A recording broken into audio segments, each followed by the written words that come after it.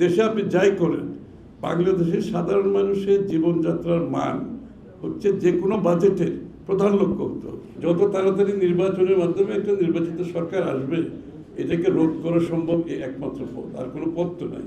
যে একদিকে মূল্যস্ফীতি, হ্যাঁ, আরেকদিকে আপনার যে জনগণের যে বেতন পায়, যে আয়, তার সাথে আপনার ইনফ্লেশন হায়ার, তাদের ক্রয় ক্ষমতা কমে গেছে, এবং তার উপরে যদি আপনি ট্যাক্সের বোঝা বাড়িয়ে দেন, তাহলে জনগণের যে দৈনন্দিন জীবনে ইতিমধ্যে 27 লক্ষ মানুষ হতদরিদ্রের পর্যায়ে চলে গেছে অলরেডি, এবং এইটা তো এই ধারা চলতে থাকলে আরও মানুষ দরিদ্রের সীমার নিচে চলে যাবে।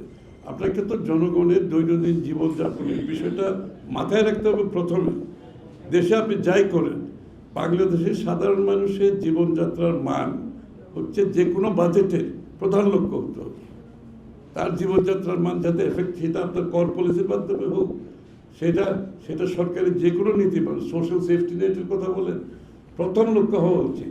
সেইগুলো উপেক্ষিত হচ্ছে। আমাদের দুঃখটা সেখানে যে আন্দোলনের জন্য, যে বৈষম্যহীনতার জন্য আমরা আন্দোলন করেছি, তার কোনো প্রতিফলন আমরা এখানে দেখতে পাচ্ছি না। বরঞ্চ উল্টো, সাধারণ মানুষের ক্রয় ক্ষমতা আরও কমতে যাচ্ছে। আপনি যদি কর বেশি, তারপরে আপনার ভ্যাট বেশি, বিএটি বেশি, তারপরে তাদের ইনফ্লেশন বেশি, মানে দ্রব্যমূল্যের দাম বেশি, সব কিছু তো সাধারণ মানুষের জীবনযাত্রার মানের বিরুদ্ধে চলে যাচ্ছে। কিন্তু এই জায়গাটাই এই জন্য আমরা বলেছি যে আমাদের সোশ্যাল সেফটি নেটের বিষয়টা আমরা বিশেষ এখানে মনোযোগী হয়েছি, যে এইখানে কোনো কম্প্রোমাইজ করা যাবে না। আপনি দেশ যত উন্নত হোক, সেই উন্নতির ফসল যদি সাধারণ মানুষ কাছে না যায়, সেই উন্নতি কিন্তু কারো কাম্য হওয়া উচিত। শোনেন, ইন্টেরিয়াম গভর্নমেন্টের সম্বন্ধে আসলে আমরা বেশি এটা খুব বেশি বিস্তারিত আলোচনার খুব প্রয়োজন আছে আমি মনে করি না। আমরা অপেক্ষা করছি দেশের জনগণ। আমি শুরুতেই বললাম যে নির্বাচিত সরকার, জনপ্রতিনিধি, সংসদ, আলোচনা, জনগণের অংশগ্রহণ সবটা অনুপস্থিত। সুতরাং এখানে তো আলোচনা করে কোনো লাভ হবে না। আমাকে অপেক্ষা করতে হবে একটা নির্বাচিত সরকারের। বিনিয়োগ কমছে, কর্মসংস্থান কমছে, প্রতিদিন। এই ধারা তো এটা তো নিম্নমুখী বিষয়টা। যত তাড়াতাড়ি নির্বাচনের মাধ্যমে একটা নির্বাচিত সরকার আসবে, এটাকে রোধ করা সম্ভব এই একমাত্র পথ, আর কোনো পথ তো নাই।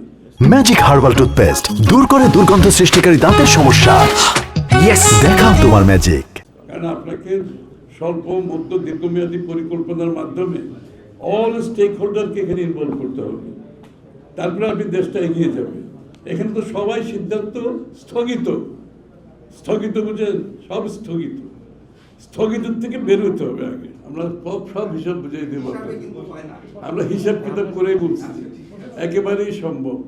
আপনি যে সমস্ত সংস্কারের কথা আমরা এখানে বলে, আমরা যেই বিষয়গুলো পরিবর্তনের কথা বলেছি, আপনি সবগুলোকে বাস্তবায়ন করতে হবে। এখানে তো ধরেন এই ধারায় চলবে না।